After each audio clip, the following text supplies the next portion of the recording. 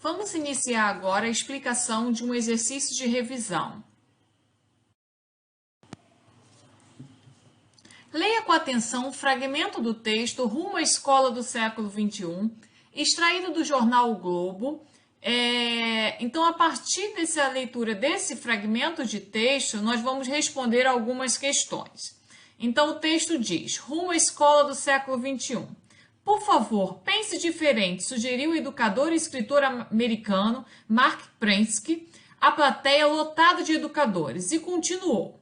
Se você é professor e usa tecnologia para apresentar vídeos e fazer cálculos, tudo bem, mas isso não é novo. Temos que achar o lugar útil para usar essa tecnologia, em vez de fazer sempre as mesmas coisas de forma diferente. O debate sobre os usos que educadores e escolas fazem das novas ferramentas digitais foi o ponto central do encontro internacional Educação 360 Tecnologia, promovido pelos jornais Globo e Extra, ontem no Museu do Amanhã. Além de Prensky, responsável pela palestra magna, outros grandes educadores e profissionais da área participaram de debates sobre práticas pedagógicas, infraestrutura, gestão e recursos digitais de aprendizagem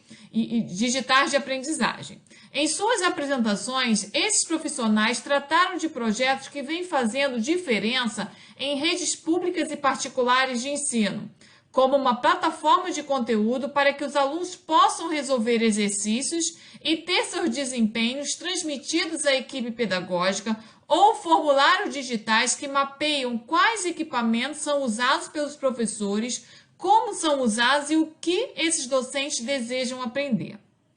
Em uma das apresentações mais aguardadas do dia, Mark Prensky, conhecido por ter criado o termo nativos digitais, para compreender as novas gerações que já nascem e crescem com as tecnologias digitais inseridas em seu dia a dia, afirmou que precisamos de uma nova forma de educar.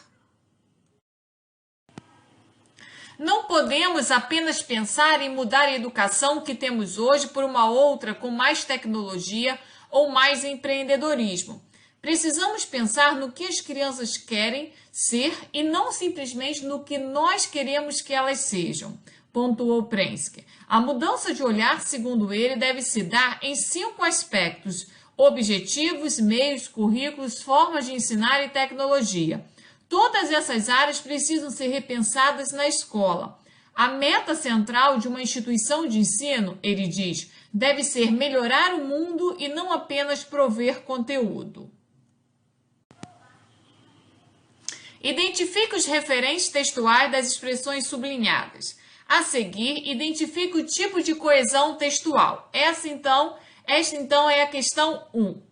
Letra A. Se você é professor e usa a tecnologia para apresentar vídeos e fazer cálculos, tudo bem, mas isso não é novo. Isso que? Usar a tecnologia para apresentar vídeos e fazer cálculos. Como retoma um termo já dito, temos então a coesão referencial por anáfora.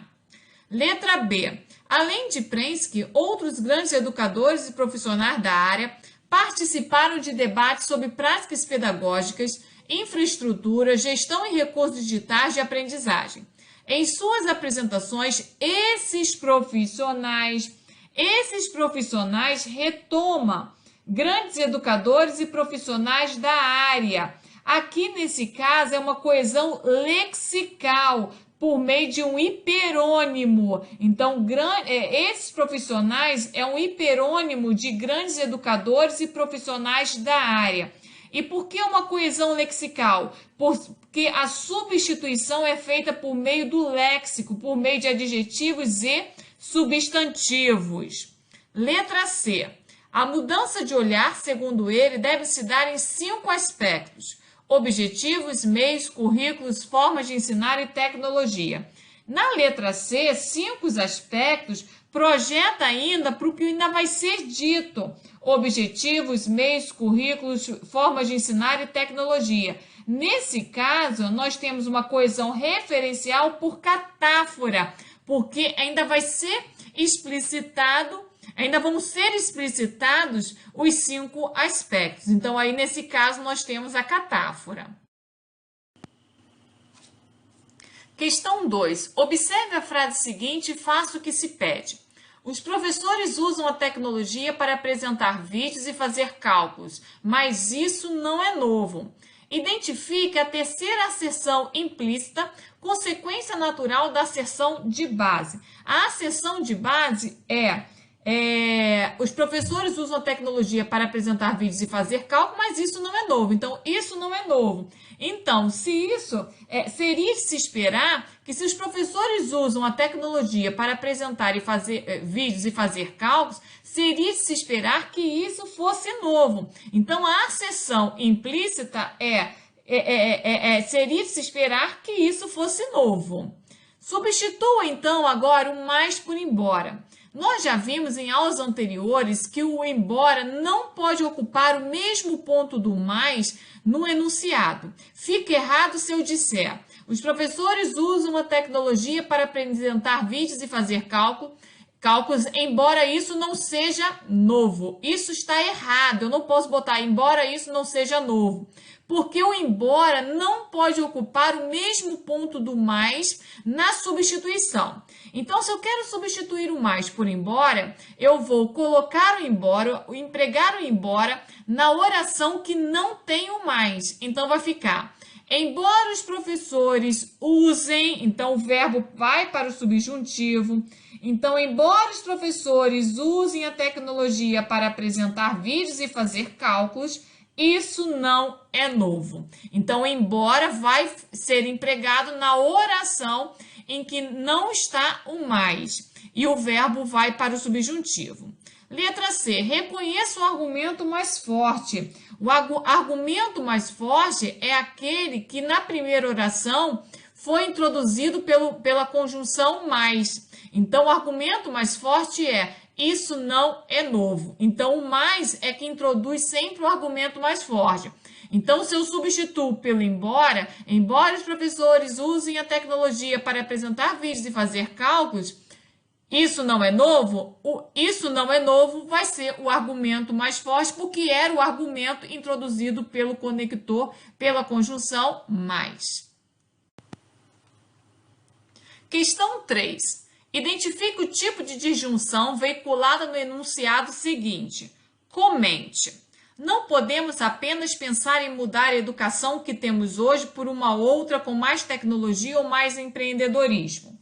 Aqui é uma disjunção lógica inclusiva. Os dois podem ser utilizados. Eu posso ter uma educação com mais tecnologia e mais empreendedorismo. Um não elimina o outro. Então, a ideia é de que não podemos apenas pensar em mudar a educação que temos hoje por uma outra com mais tecnologia ou mais empreendedorismo. Ou seja, com mais tecnologia, mais empreendedorismo, ou as duas coisas. Então, um aspecto não elimina o outro. Agora nós temos um texto publicitário. Aponte o fator de textualidade que se destaca na publicidade em apreço. Comente. Então, é uma publicidade da Hortifruti, Couve-Flor e seus dois maridos. Ela ficou dividida entre dois amores da Hortifruti. Então, aqui, o fator da textualidade que predomina, que mais se destaca nessa publicidade, é o fator da intertextualidade, que é a relação, é o diálogo com outros textos. Nesse caso aqui, com o conhecido romance de Jorge Amado, Dona Flor e seus dois maridos. Há um interessante jogo de palavras, Dona Flor, Couve-Flor, idealizado pelo serviço do Hortifruti, que confere humor ao enunciado. Questão 5. Aqui a natureza é a estrela, qual figura de linguagem se evidencia? Explique. Então, do lado do Hortifruti está escrito: aqui a natureza é a estrela. Nesse caso aqui, nós temos uma metáfora, porque é uma comparação implícita. Então, empresta-se à natureza as qualidades conotativas de uma estrela, que tem brilho, que se destaca. Então, a natureza aqui é comparada a uma estrela, mas essa comparação é implícita, por isso é uma metáfora.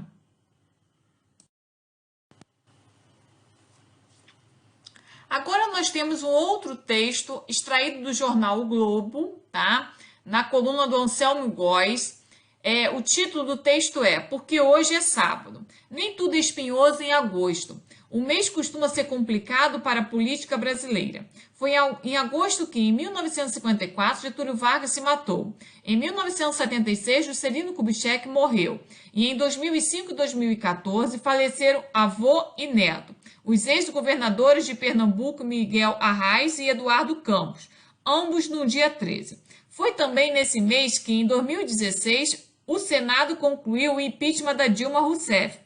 E, este ano, a Câmara dos Deputados barrou a denúncia contra Michel Temer por corrupção.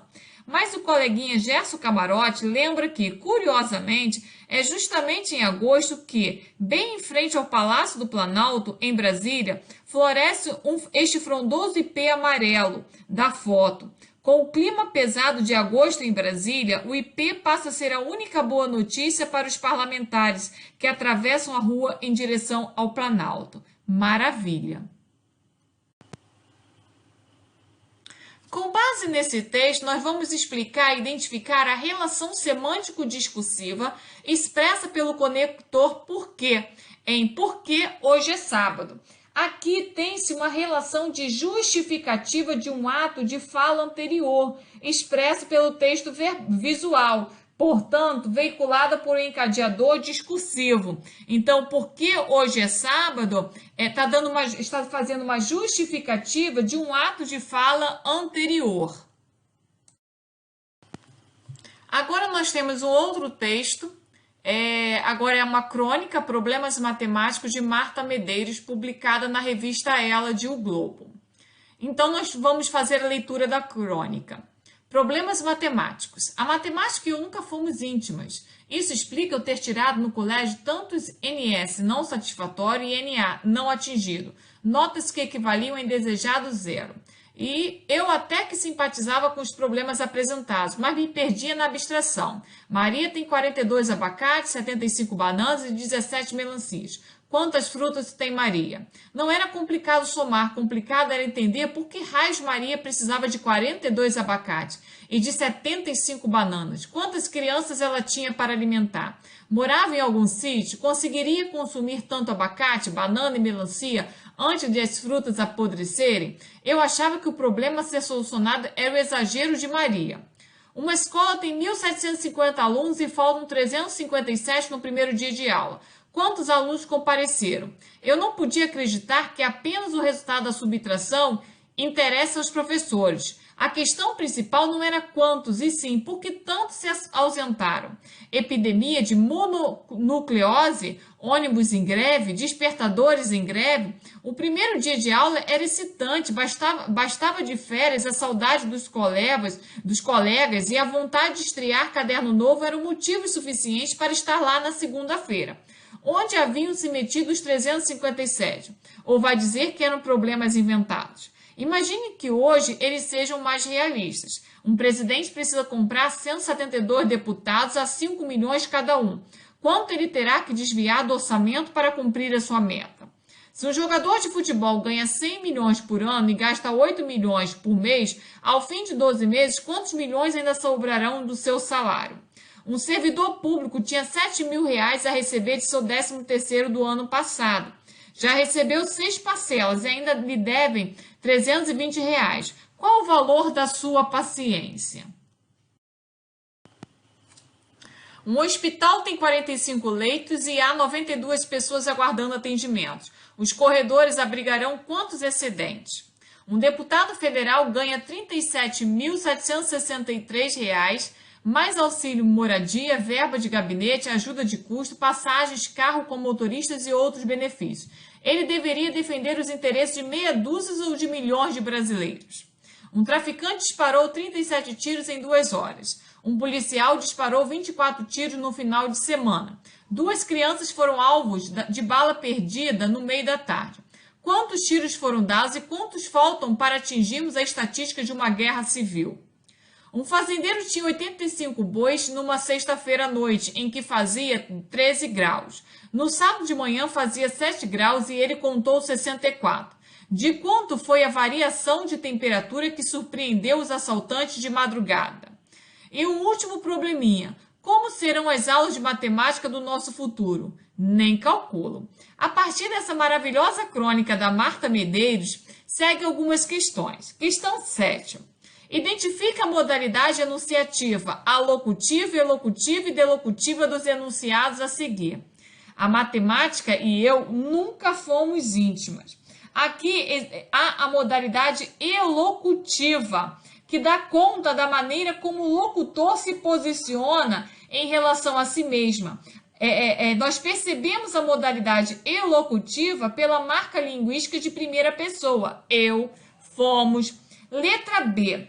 Uma escola tem 1.750 alunos e faltam 357 no primeiro dia de aula. Quantos alunos compareceram? Aqui tem-se a modalidade delocutiva. Essa modalidade dá conta da maneira como o locutor se posiciona em relação ao que lhe é exterior. Ou seja, aparentemente, ele não se coloca no texto. É um discurso mais objetivo. E a letra C, qual o valor de sua paciência? Nesse caso, tem-se a modalidade alocutiva, porque é uma modalidade que dá conta da maneira como o locutor se posiciona em relação ao interlocutor. Então, a marca dessa modalidade alocutiva é uma marca linguística de segunda pessoa do discurso, então por meio do sua e por meio da interrogação. Então, na modalidade elocutiva do primeiro exemplo, uma marca linguística prototípica são marcas linguísticas de primeira pessoa. É quando o locutor se coloca dentro do texto. Na letra B, nós temos um exemplo, então, da atitude delocutiva, porque é um texto objetivo em que você não percebe a presença do locutor e nem do seu interlocutor.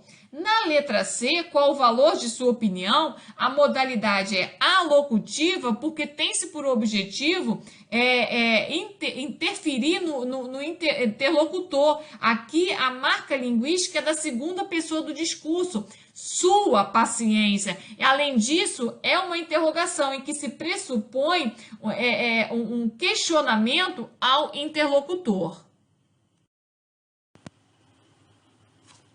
Agora, leia o trecho seguinte para responder a questão 8. Um hospital tem 85 leitos e há 92 pessoas aguardando atendimento. Os corredores abrigarão quantos excedentes? Um deputado federal ganha R$ 33.663, mais auxílio moradia, verba de gabinete, ajuda de custo, passagens, carro com motorista e outros benefícios. Ele deveria defender os interesses de meia dúzia ou de milhões de brasileiros? Um traficante disparou 37 tiros em 2 horas. Um policial disparou 24 tiros num fim de final de semana. 2 crianças foram alvos de bala perdida no meio da tarde. Quantos tiros foram dados e quantos faltam para atingirmos a estatística de guerra civil? Então, questão 8. Sabemos que há 2 tipos de atitude comunicativa. Neste trecho do texto, a intenção é narrar ou comentar? Então, existem 2 tipos de atitude comunicativa. A atitude do mundo narrado e a atitude do mundo comentado. Na atitude do mundo narrado, o objetivo é contar uma história, fazer um relato, e por conta disso, há o predomínio de verbos no passado. No mundo comentado, o objetivo é fazer um comentário, dar uma explicação. Então, nesse caso, no mundo comentado, predominam os verbos no presente. Agora, nesse exemplo, nesse trecho da crônica da Marta Medeiros, a intenção é comentar. A atitude comunicativa é do mundo comentado. Percebe-se um engajamento daquele que enuncia, daquele que comenta alguns dados, alguns fatos. Letra B. A escolha dos tempos verbais revela engajamento ou distanciamento em relação ao que diz? No mundo narrado, percebe-se um distanciamento. No mundo comentado, percebe-se um engajamento. Então, aqui, nós temos a presença de tempos do presente e do pretérito perfeito do modo indicativo, revelando engajamento. Então, há o predomínio de tempos do presente. Há uma aproximação em relação ao que é dito. Então, comentar é se engajar em relação àquilo que se diz. Questão 9. Há várias maneiras de se iniciar um parágrafo. Identifique o tópico de parágrafo que inicia a crônica de Marta Medeiros e justifique. Então, aqui, o parágrafo inicial da crônica se inicia por meio de uma declaração inicial, quando ela diz, por exemplo, matemática e eu nunca fomos íntimas. Então, é um tipo muito comum utilizado quando se faz um texto utilizando o mundo comentado. Então, aqui se tem, então, nessa crônica, uma declaração inicial. Lá no início da crônica, matemática e eu nunca fomos íntimas. Então, há uma declaração inicial. Questão 10, última questão desse exercício. Temos, então, uma publicidade, um texto verbo visual, né, que tem o visual e tem também o verbal. Então, em que se lê? Bem que a sua cartomante lhe disse que lhe havia muitas pedras no seu caminho. Então, o enunciado, bem que a sua cartomante lhe disse que havia muitas pedras no seu caminho, tem duplo sentido. Comente. Então, aqui o duplo sentido advém da polifonia com a frase popular. Há muitas pedras no seu caminho, no sentido metafórico de pedras como dificuldades. O segundo sentido é dado pela imagem de anéis com pedras preciosas. Então, há muitas pedras no seu caminho. Num primeiro momento, podemos pensar de pedras em problemas. Mas quando olhamos o texto visual, esse pedras no seu caminho fazem referência à imagem dos anéis com as pedras preciosas.